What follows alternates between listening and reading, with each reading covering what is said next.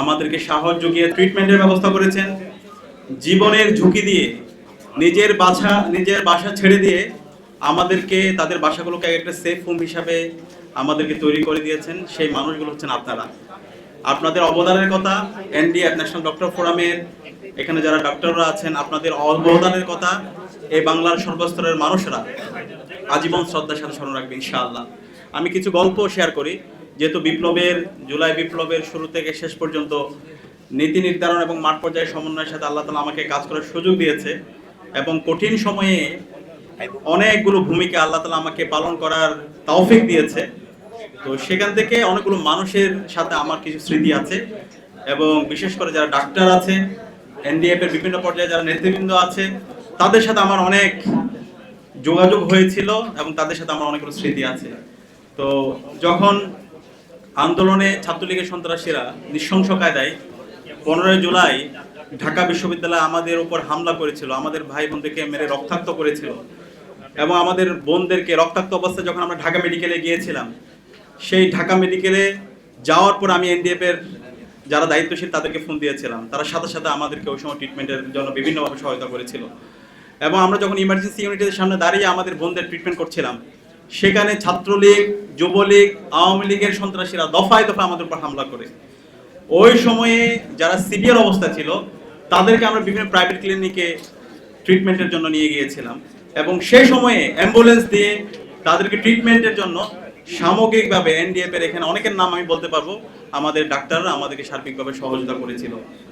পরবর্তীতে যখন internet black out করে দিয়েছিল এবং কারফিউ জারি করেছিল সেই কঠিন সময়ে এবং 18 জুলাই প্রাইভেট ইউনিভার্সিটি আমাদের ভাই বোনদেরকে মেরে যখন রক্তাক্ত করা হয়েছিল, প্রায় শতাধিক আমাদের ভাই বোনদেরকে শহীদ করা হয়েছিল, সেই সময়ে আমাদের এনডিএফ এর সর্বপর্যায়ে ডাক্তাররা আমাদেরকে সার্বিকভাবে সহযোগিতা করেছিল।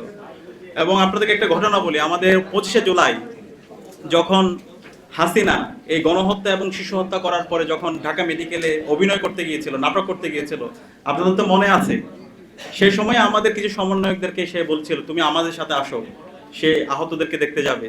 কিন্তু তখন আমরা বলেছিলাম যে খুনি গণহত্যা এবং শিশু হত্যা করে আমাদের ভাই বোনদেরকে শহীদ করেছে, 5 দিনে আমাদের প্রায় 700 এর অধিক ভাই বোনকে শহীদ করেছে, তার সাথে আমরা একসাথে হাসপাতালে যেতে পারি না।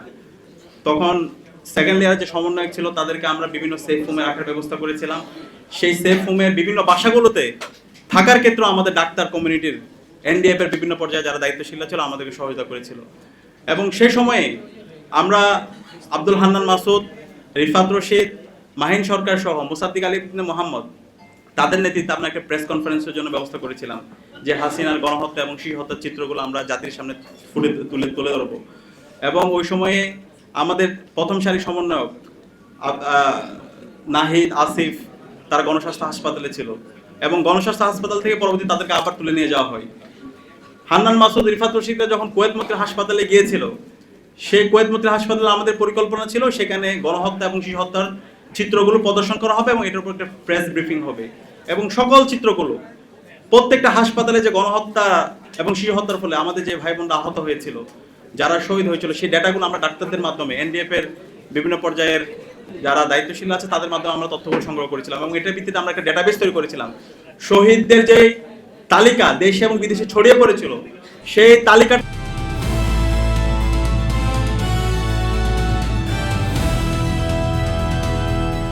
দিনাজপুর টিভি, মানুষের জীবনের কথা বলে।